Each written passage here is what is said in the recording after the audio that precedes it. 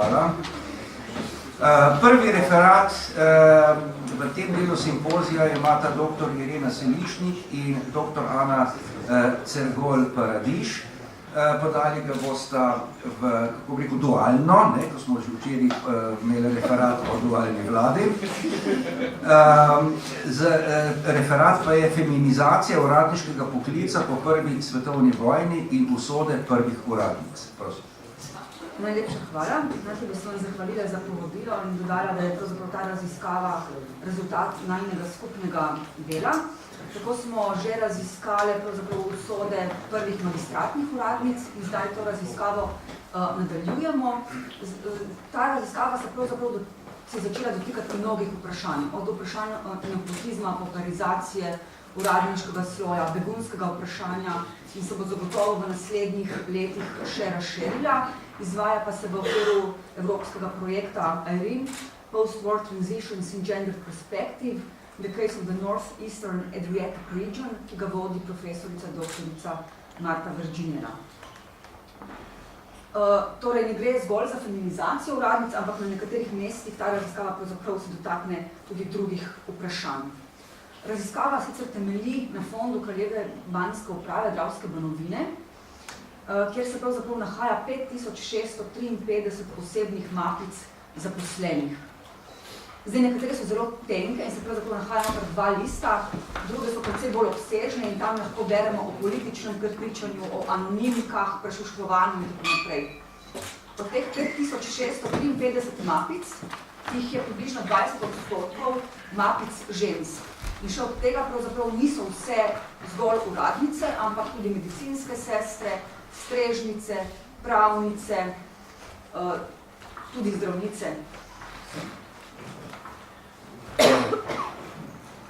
Ja, mogoče še to dodam, zakaj se nama uradnice zdijo pravzaprav zanimive? Zato, ker se nama zdi, da predstavljajo nekako tihi segment prebivalstva.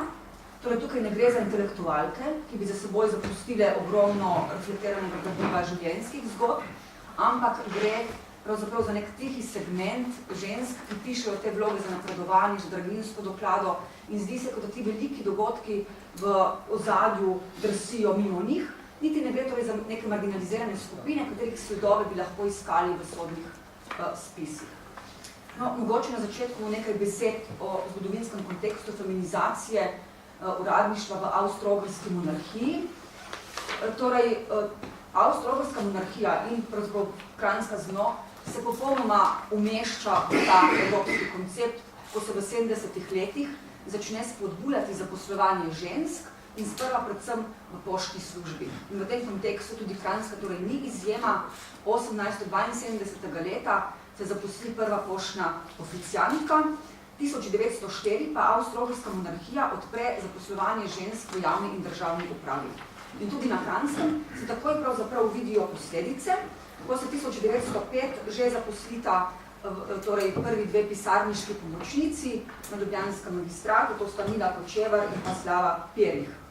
1907 se v državni upravi zaposli uradniška oficiantka Ivanka Toplikar, ki pravzaprav dela v vložišču deželne vlade za Kranjsko, torej gre za oddelek pomožnih in strokovnih uradov, kjer prepisuje koncepte, vodi delovodnike in pošilja razne dopise naslovljencem.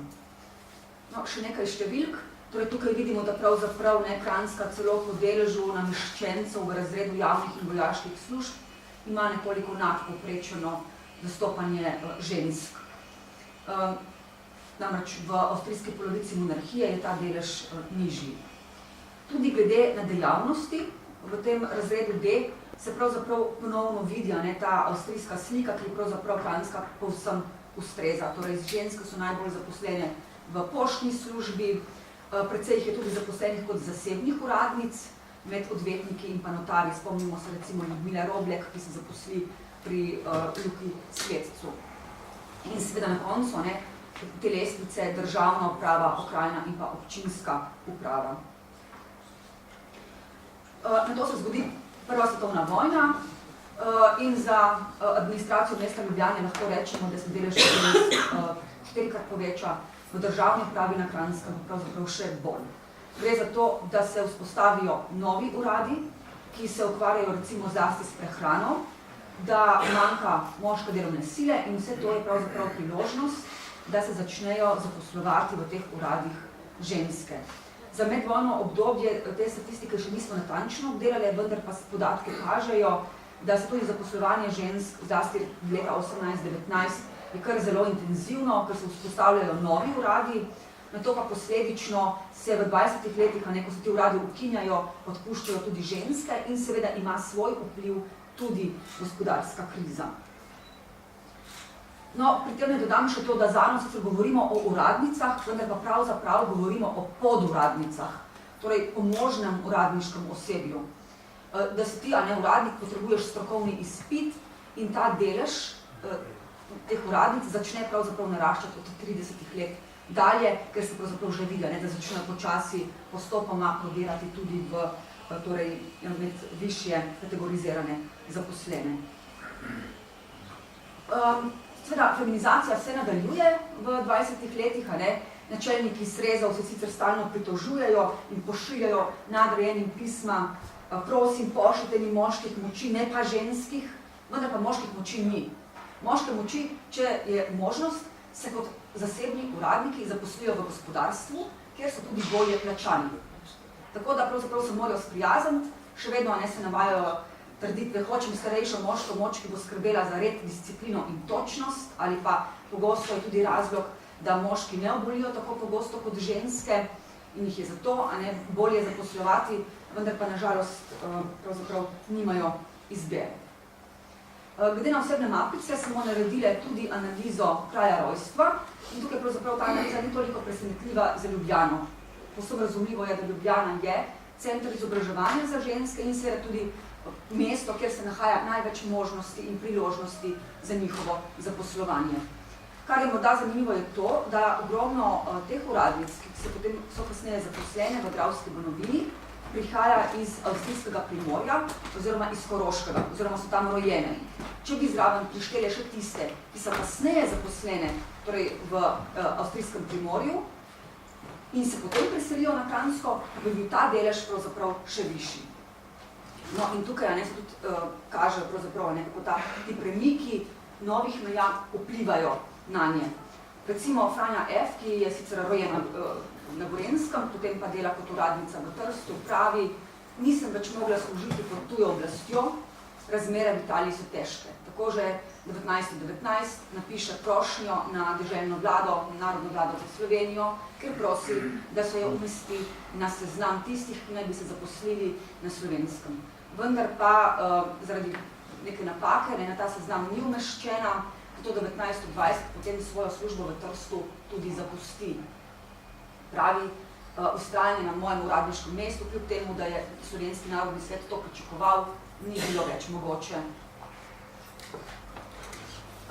Potem recimo tale primer je iz Koroške. Marija R. piše, bila sem javna govornica in agitatorka za državo SHS, pridobila mnogo sovraštva se strani Nemčurjev, zato ne dobim niti službe, niti dovoljenja za bivanje. In seveda imamo tudi primere Nemk. Tako se Antonija M., potem ko se od nje zahteva, da poda za obljubo novemu kralju in pa novi državi, tega ne stori pod argumentom, svoje sorodnike imam na italijanskem okupiranem ozemlju in v nemški Avstriji, po rodu sem Nemka. Seveda, kar sledi, je njeno odpustitev iz službe. No in še socialna struktura, tudi to smo pogledali. Mogoče tale graf še najbolj kaže na te spremembe, ki se začnejo dogajati, zlasti v medvojnem obdobju. Vidimo, kako je ta poklic očetov nekoliko prihajajo iz višjih socialnih slojev, v medvojnem obdobju pa najdemo med njimi tudi že hčere kmetov, nezakonske hčere, potem hčere delavcev, železničarjev. Vse to pravzaprav kaže, kako se sam poklic uradništva začne spreminjati in mogoče nakazuje celo na to, kako ta poklic postaja do neke mere socialni korektiv. Očeti so pravzaprav za svoje hčere izredno angažirani, pišejo mnoge prošnje, angažirajo v svoji socialni mreži vse pomembne osebe, katerekoli se da. da potem pošiljajo prošnje zlasti na bane, ki se menjajo, recimo ta pravi, prosim, če bi poskrbeli za mojo sorodnico, je pohabljena, težko se bo kdaj omožila, srečna bi bila, če bi lahko dobila službo.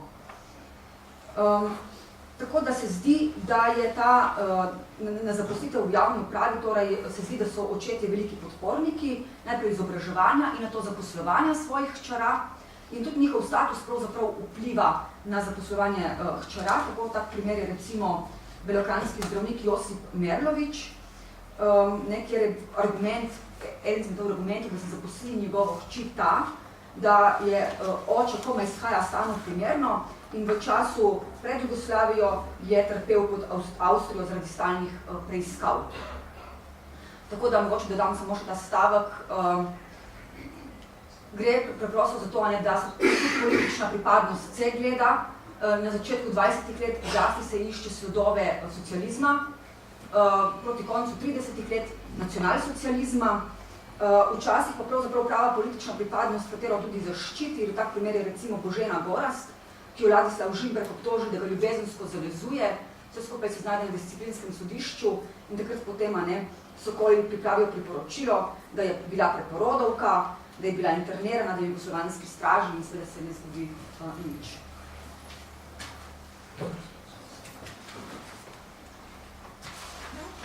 Nadaljujemo. Če izvzamemo zajetno kategorijo uradnic, rojenih izven dravske domovine, primerjava kraju rojstva in kraju službovanja pokaže naslednja razmerja. 53% uradnic je vse skozi službovalo v svojem domačem kraju, 30% uradnic v enem mestu izven svojega rojstnega kraja in 11% uradnic je bilo večkrat premeščenih. Tovrstna, dokaj uravnotežena razmerja, ki se skozi analizirano obdobje tudi niso pretirano spreminjala, so posledica različnih dejavnikov in motivacij. Po eni strani so bili strelski načelniki običajno bolj naklonjeni zaposlovanju domačih, službenih stanovanj je bilo malo, v domačem kraju so posameznice lahko bivale pri sorodnikih in se s tem izognile dejansko dodatnih stroškov.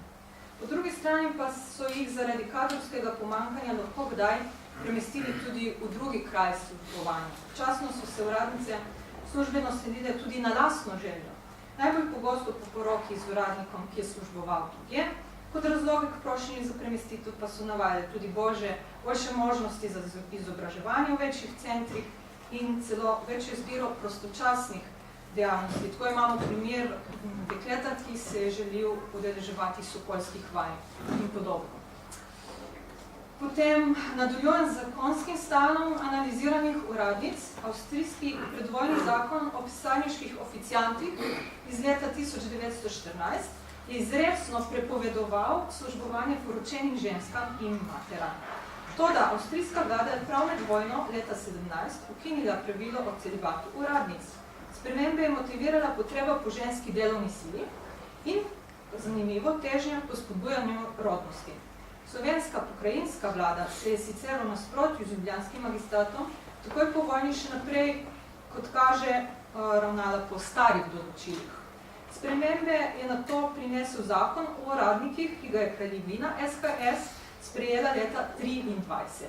Ta je podobno kot medvojna uredba dopuščal službovanje poročenim ženskam in materam in celo za slednje predvideval nekaj tedenski porodniški dopust. Gospodarska kriza v zgodnjih 30 letih je na to službene pogoje za poročene ženske, ampak ne samo poročene ženske, tudi nekatere moške in podobno, nekoliko zaostrila v primerjavi z ostalimi službenci in uslužbenkami so se jim znižali detinske doklade, na kar so ženska društva se odzvala s protesti. Kako so se vse te pravne spremembe odražale v praksi? Spremembo zakonodajem se splošno feminizacijo poklica se je višal, seveda tudi odstotek poročenih žensk med uradnicami, toda zelo postopoma. Predsodki in prepričanja nadrejenih, pa tudi vse splošne javnosti, so se teže spreminjali, kot kaže, kot zakon, kot napisana pravila. Tako analiziranem gradivu zasledimo primer zvančnice, ki po poroki ni želela dati odstavke, vendar je sredski načelnik na njeno prošnjo odgovoril, češ da na službo že tako in tako čaka preveč samskih žensk. Konec 20 let je v liberalnem slovenskem narodu več tednov izhajala anketa prav, v katerih so posamezniki izraženi mnenja o možnosti ponovne uvedbe celibata za javne uslužbenke. Večina anketirancev se je izrekla v njihovo korist. Svoje odklonilno mnenje do poročenih uradnic so anketiranci in anketiranke argumentirali zlasti s perečim problemom brezposelnih samskih uradnic in trdnim prepričanjem, da sta družinsko življenje in delo izven doma za žensko nezdružljiva. V zagovor celibata so se zelo pogosto izrekle tudi nekatere samske uradnice. Trend izjemno počasnega večanja števila poročenih uradnic potrjujejo tudi splošne številke, kakor lahko razberemo iz grafa. Samo 15% predvojno zaposlenih žensk se je kasneje poročilo in še to vse po letu dejansko 25. Četrtina izmed žensk, ki se je zaposlila v času Prve svetovne vojne, se v naslednjih letih poročila.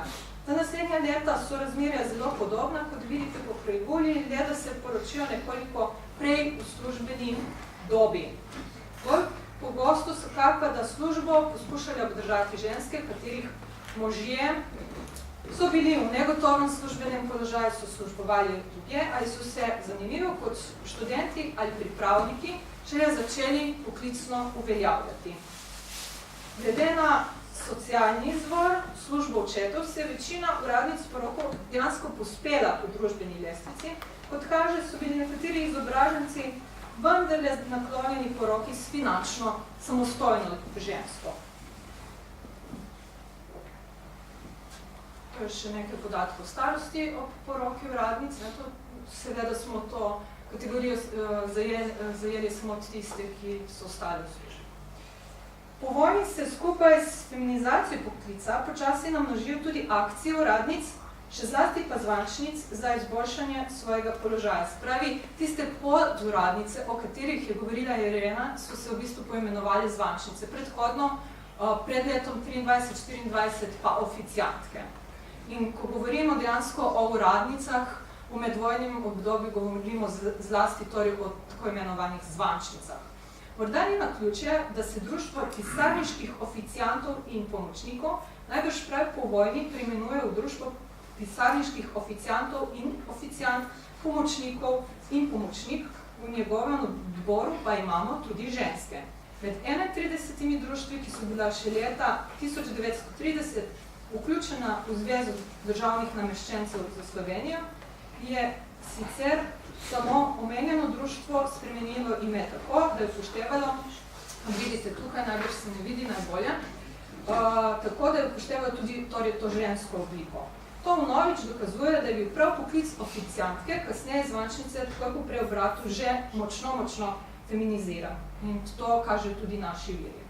Posameznice pišejo tudi v Naš glas, revijo jugoslovanskih javnih nameščencev, še zlasti leta 21, ko se vnave vroča debata o ženskah v uradniškem poklicu. Vprašanje v tistem letu postane aktualno zato, ker so se v nekaterih jugoslovanskih predelih pripravljali uredbe, ki bi dopuščali vstop ženskam v uradniške državne službe, medtem ko so bile v Sloveniji, kakor je pisala omenjena revija, vsaj po zakonu, državne uradnice že skoraj povsem enakopravne z moškimi uradniki. Uradnice, ki so delane na ljubljanskem magistratu, so bile nasprotno v nekoliko slabšem položaju. Tako so v svoji peticiji iz leta 1922 zahtevali umestitev pozicije pisarniške oficiantke v uradniško skupino. Pri tem so temeljevali, da se je to že zgodilo v nekaterih državnih službah. Ko so državne uradnice v obliki člankov ali raznih prošenj in peticij zahtevale boljše možnosti za napredovanje se, kar je spet zanimivo, niso vse opirale na argument diskriminacije nasproti moških. Še zdaleč ne. Pogosteje so samske uradnice svoj položaj poskušale izboljšati na račun poročenih uradnic, Posameznice pa so se v prošnjah, v katerih so navajali pogoje za napredovanje, primerjale z izključno ženskimi kolegicami. Leta 1940 pa vendarle zasledimo primer, ko organizirana manjša skupina uradnic v duhu ženske solidarnosti zahteva enake možnosti za napredovanje kot moški in se tudi z njimi nekako primerja. Če zaključiva, Prva svetovna vojna, tako kot drugod po Evropi, tudi pri nas, pospeši že predhodno začet proces feminizacije belih bluz, vendar več ali manj samo v nižjih uradniških poklicih, poklic oficiantke, klančnice. Takoj po vojni se do neke mere in zelo počasi spremeni tudi profil žensk, ki vstopajo v te poklice. Med zvančnicami, ki službujejo v okviru kasnejše zdravstvene panovine, srečamo tudi presenetljivo veliko število primorstv. Hvala. Hvala lepa.